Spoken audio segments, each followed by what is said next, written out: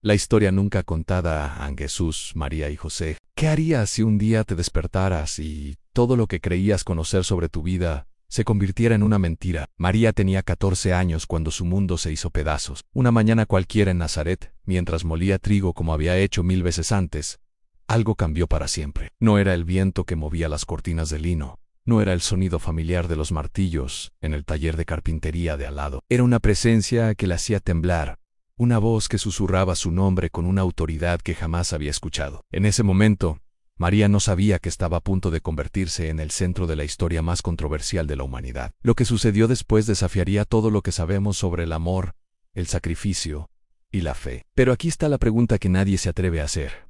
¿Realmente estaba preparada para lo que vendría? José era un hombre común, con manos callosas y sueños sencillos. Trabajaba la madera desde el amanecer hasta que sus ojos ya no podían distinguir los nudos de la madera en la penumbra. Su compromiso con María había sido arreglado por las familias, como era costumbre, pero había algo en esa joven que lo intrigaba. Sus ojos tenían una profundidad que lo inquietaba, como si guardara secretos que ni ella misma comprendía. Cuando María le contó lo que había pasado, José sintió que el suelo se abría bajo sus pies. Las palabras de ella sonaban imposibles, locas, peligrosas. Un ángel decía un mensaje de Dios, insistía. José se enfrentó a la decisión más difícil de su vida. ¿Cómo reaccionas cuando la mujer que amas te cuenta algo que desafía toda lógica? Si me acompañas en esta historia que está a punto de desarrollarse, no olvides darle me gusta y suscribirte, porque lo que viene te va a sorprender de maneras que no imaginas. La noticia del embarazo de María se extendió por Nazaret como un incendio en época seca. Las mujeres del pueblo la señalaban cuando pasaba por el mercado,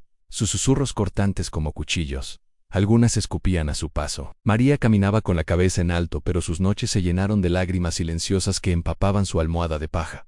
¿Cómo explicar lo inexplicable? ¿Cómo hacer entender a un pueblo entero que lo que parecía una transgresión era en realidad un milagro? José observaba desde la distancia, su corazón dividido entre el amor y la duda. La ley judía era clara: en una mujer prometida que quedara embarazada de otro hombre podía ser apedreada hasta la muerte. José tenía el poder de denunciarla públicamente o divorciarse de ella en secreto. Pero ¿qué pasaría si ella decía la verdad? ¿Qué pasaría si él estaba a punto de abandonar al amor de su vida, justo cuando más lo necesitaba? Esa noche, José no pudo dormir. Caminó por su pequeña casa, tocando las herramientas que había heredado de su padre, preguntándose si tendría la fuerza para usarlas al día siguiente.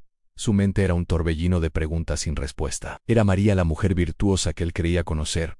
¿O había sido engañado por una actuación perfecta? El viento nocturno silbaba entre las rendijas de la ventana, y en algún momento, entre la duda y la desesperación, José se quedó dormido sobre su mesa de trabajo. Fue entonces cuando todo cambió. En sus sueños, una figura de luz se acercó a él. La voz era firme pero gentil, y las palabras que escuchó lo despertaron con el corazón martillando en su pecho. «No temas tomar a María por esposa», decía la voz. «Lo que se ha engendrado en ella es del Espíritu Santo». José se incorporó bruscamente, sudando, temblando.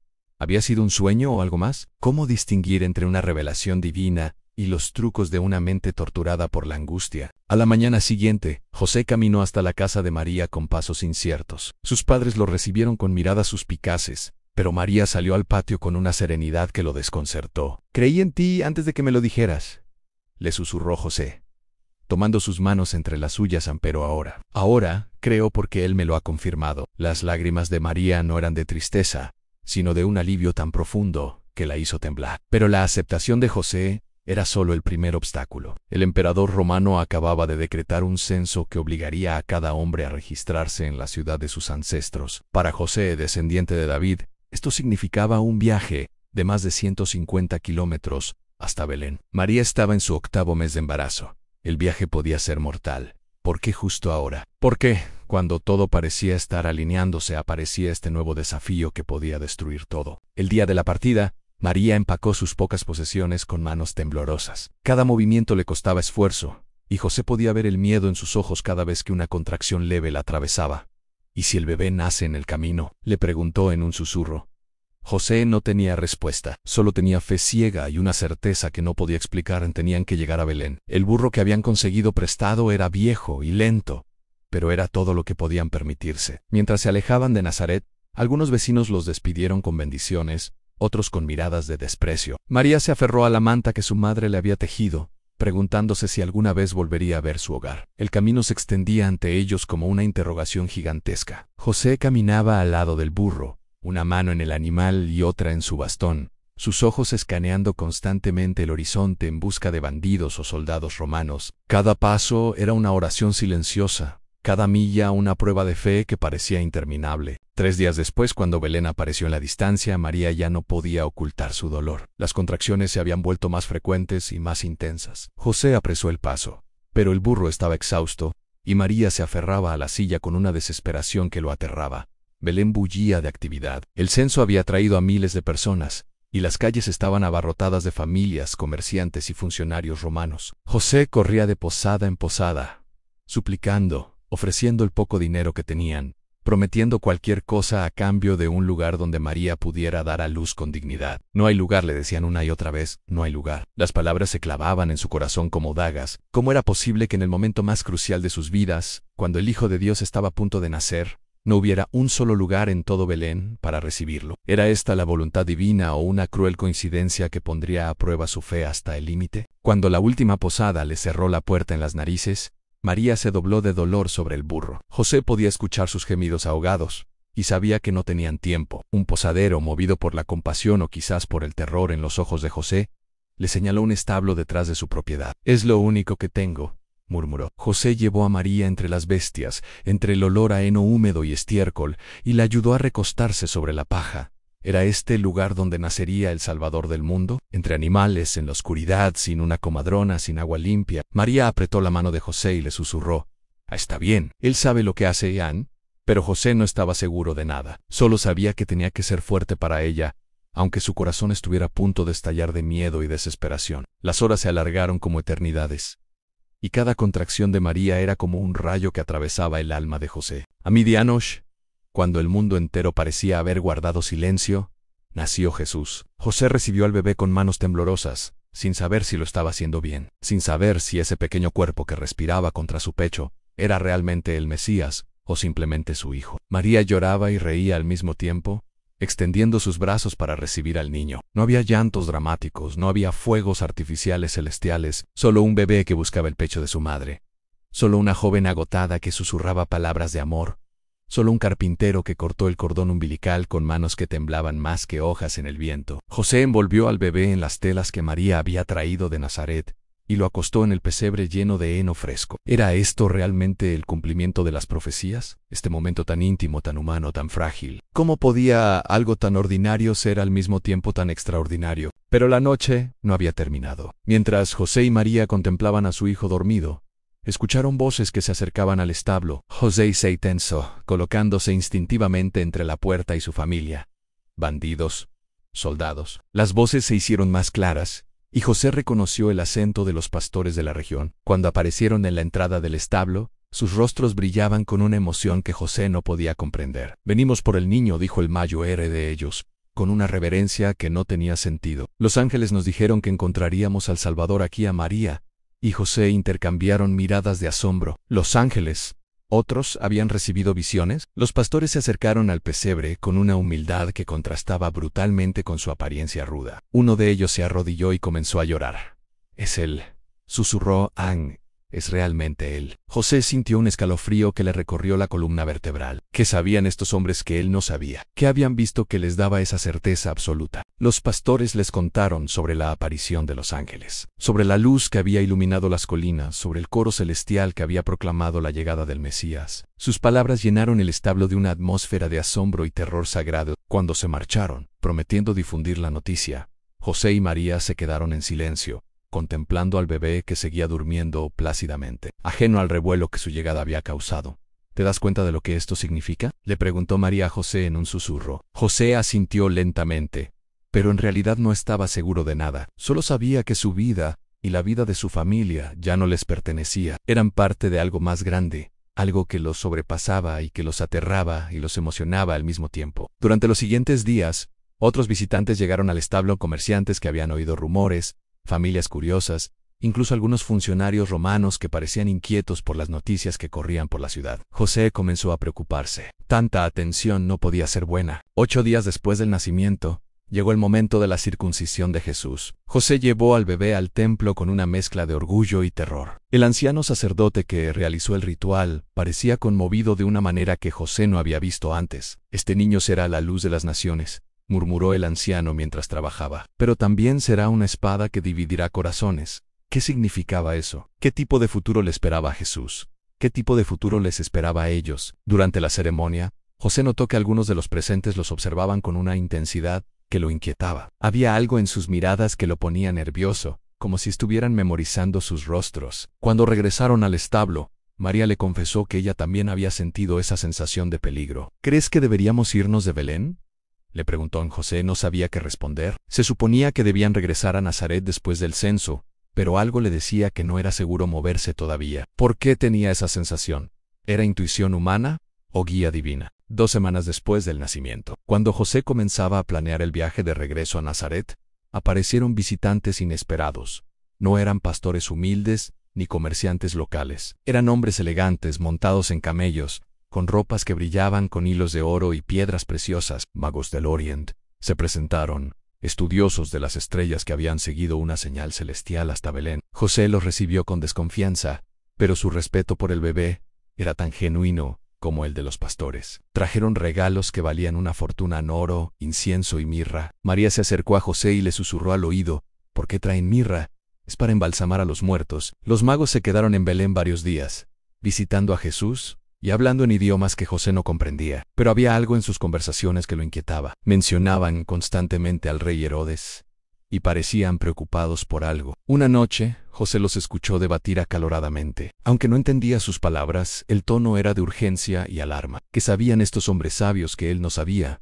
¿Qué peligro se acercaba a su familia? La respuesta llegó en forma de pesadilla. José despertó en mitad de la noche con el corazón desbocado, sudando frío. Había soñado con soldados, con gritos, con sangre en las calles de Belén, pero no era solo un sueño. En sus visiones, la misma voz que lo había tranquilizado sobre el embarazo de María, ahora le gritaba una advertencia urgente: «Levántate, toma al niño y a su madre, y huye a Egipto. Quédate allí hasta que yo te avise, porque Herodes va a buscar al niño para matarlo». José despertó a María en silencio y comenzaron a empacar sus pocas posesiones con movimientos frenéticos. No había tiempo para preguntas, no había tiempo para dudas. El oro que los magos habían traído ahora cobraba sentido.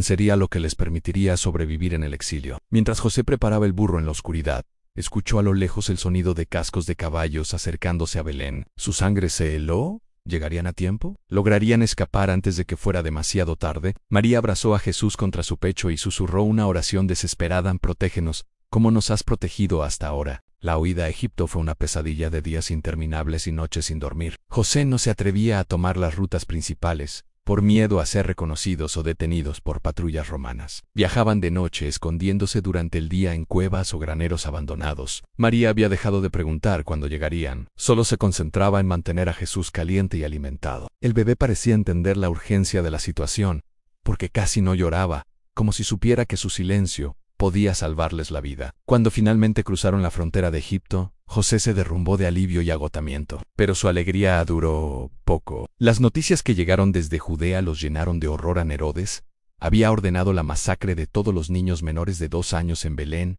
y sus alrededores. José pensó en los pastores que habían visitado a Jesús, en las familias que habían conocido durante su estancia en Belén. ¿Cuántos de esos niños inocentes habían muerto por culpa del suyo? ¿Cómo podía un Dios amoroso permitir tal masacre? ¿Cómo podía la salvación del mundo costar tantas vidas? En Egipto, José encontró trabajo en una comunidad judía que había florecido en Alejandría. Sus manos expertas con la madera eran valoradas, y lentamente comenzaron a construir una nueva vida. Pero María no era la misma. El trauma de la huida y el conocimiento de la masacre habían cambiado algo en su interior. Por las noches, José la escuchaba llorar silenciosamente, y cuando le preguntaba qué le pasaba, ella solo decía: «¿Por qué nosotros? ¿Por qué fuimos salvados cuando otros murieron?». Jesús crecía como cualquier niño normal. Aprendió a caminar, a hablar, a jugar con otros niños de la comunidad. Pero José notaba cosas extrañas. El niño mostraba una compasión inusual para su edad, y había momentos en que parecía saber cosas que nadie le había enseñado. Una vez, José lo encontró consolando a una mujer que había perdido a su esposo, con palabras que parecían demasiado maduras para un niño de 3 años. ¿Era Jesús consciente de quién era? ¿O simplemente era un niño excepcional? José no se atrevía a preguntarle a María lo que pensaba, porque veía el miedo en sus ojos cada vez que contemplaba a su hijo. Después de más de 2 años en el exilio, José tuvo otro sueño. Esta vez, la voz le anunciaba que Herodes había muerto y que era seguro regresar a Israel. Pero cuando José propuso volver a Belén, María se negó rotundamente. «No puedo volver ahí», le dijo con una firmeza que José nunca había visto en ella. «No puedo caminar por las calles donde sé que murieron niños por culpa nuestro». José comprendió su dolor, pero también sabía que no podían quedarse en Egipto para siempre. La solución llegó cuando se enteró de que Arquelao, el hijo de Herodes, gobernaba Judea con la misma crueldad que su padre. Decidieron regresar a Galilea, a Nazaret, donde todo había comenzado. El viaje de regreso fue muy diferente del exilio. Viajaban por rutas conocidas, sin prisa, permitiendo que Jesús, ahora un niño de casi 4 años, explorara y preguntara sobre todo lo que veía. Pero cuando finalmente llegaron a Nazaret, descubrieron que regresar a casa no era tan simple como habían imaginado. La gente los recordaba el escándalo del embarazo de María, recordaba su partida apresurada. Serían aceptados de nuevo en la comunidad que una vez los había rechazado. Los primeros meses de regreso en Nazaret fueron difíciles. José tuvo que reconstruir su taller de carpintería desde cero, y muchos de sus antiguos clientes se mostraban reticentes a darle trabajo. Algunos lo recibieron con calidez, pero otros mantenían las distancias, especialmente cuando veían a Jesús. El niño había crecido hermoso e inteligente, y su presencia parecía incomodar a quienes recordaban las circunstancias de su nacimiento. María, por su parte, había desarrollado una fortaleza interior que sorprendía a José. Ya no era la joven tímida que había conocido años atrás. El exilio, el miedo y la responsabilidad la habían transformado en una mujer de una sabiduría profunda y una fe inquebrantable. Pero José podía ver que cargaba con un peso invisible, una tristeza que nunca la abandonaba completamente. Una noche, mientras contemplaban a Jesús dormido, María le confesó a José sus miedos más profundos. «Sé que un día tendremos que dejarlo ir. Sé que no es realmente nuestro.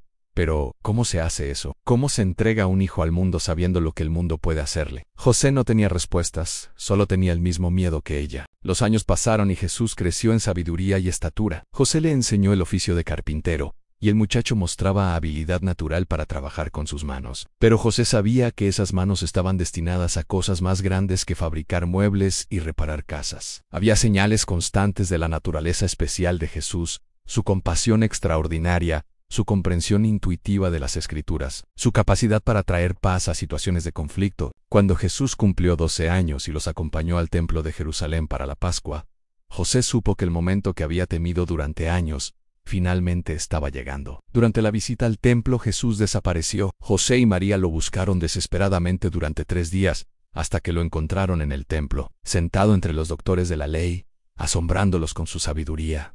«¿Por qué me buscaban?», les preguntó Jesús con una inocencia que partía el corazón. «¿No sabían que debo ocuparme de los asuntos de mi Padre?». En ese momento José comprendió que su tiempo como padre terrenal de Jesús estaba llegando a su fin. El niño que había protegido y criado como propio estaba comenzando a descubrir su verdadera identidad y su verdadera misión. Los últimos años que José pasó con Jesús fueron los más dulces y los más dolorosos de su vida. Veía cómo el joven se preparaba para algo que él mismo no comprendía completamente, pero que sabía que cambiaría al mundo para siempre. José murió cuando Jesús tenía alrededor de 30 años. Antes de ver el ministerio público de su hijo adoptivo, antes de presenciar los milagros, las enseñanzas y el sacrificio final, pero murió en paz, sabiendo que había cumplido con la misión que Dios le había encomendado en aquel sueño tantos años atrás. María se quedó sola para ser testigo del resto de la historia, para ver cómo el bebé que había nacido en un establo se convertía en el Salvador que el mundo necesitaba. La historia de José, María y Jesús no es solo una historia de fe, es una historia sobre el amor